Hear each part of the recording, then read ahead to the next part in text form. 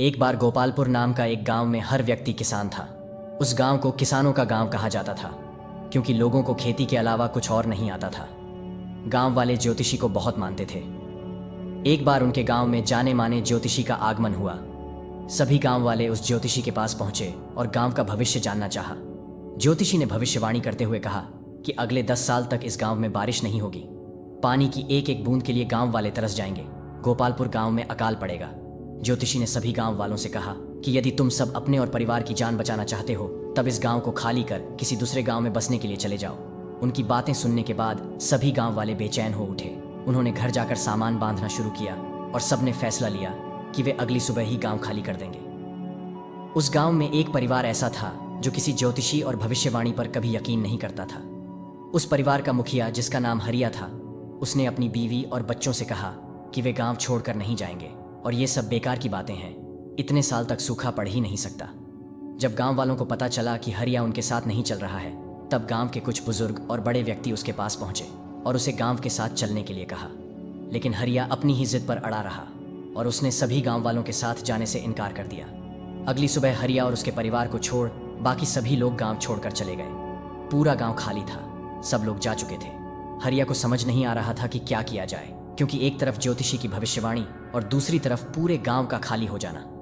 2-3 दिन के बाद हरिया ने सोचा कि क्यों ना हल को लेकर खेत ही जोतता रहूं, क्योंकि जो काम है वह तो होता रहे। उसने खेत जोतना शुरू किया।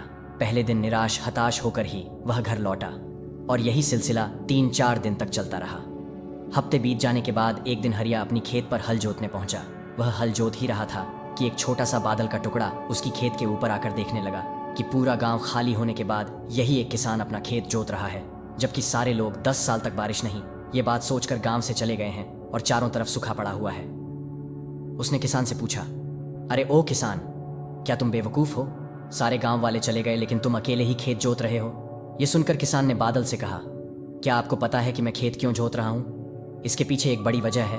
उसी वजह के कारण मैं काम कर रहा हूँ। वजह यह है कि मैं खेत इसलिए जोत रहा हूँ कि मैं खेत जोतना न भूल जाऊँ, हल चलाना न भूल जाऊं।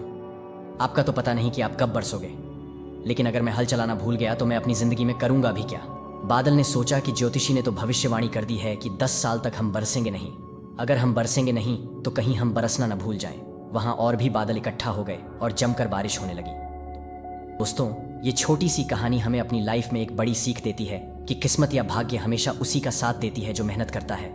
जो मेहनत करने से पीछे नहीं हटता। आपको अपनी कहानी खुद ही लिखनी होती है, क्योंकि आप खुद ही अपनी लाइफ के हीरो हैं। तो अगर इस कहानी को और भी लोगों तक पहुंचना चाहते हो तो इस वीडियो को लाइक करें, ताकि YouTube ज़्यादा से ज़्यादा लोगों तक भेज सके। अगर कहानी अच्छी है तो चैनल को सब्सक्राइब ज़रूर करिए और कमेंट में बताएं। मिलता हूं मैं अगली बार ऐसे ही कहानी के साथ। धन्यवाद।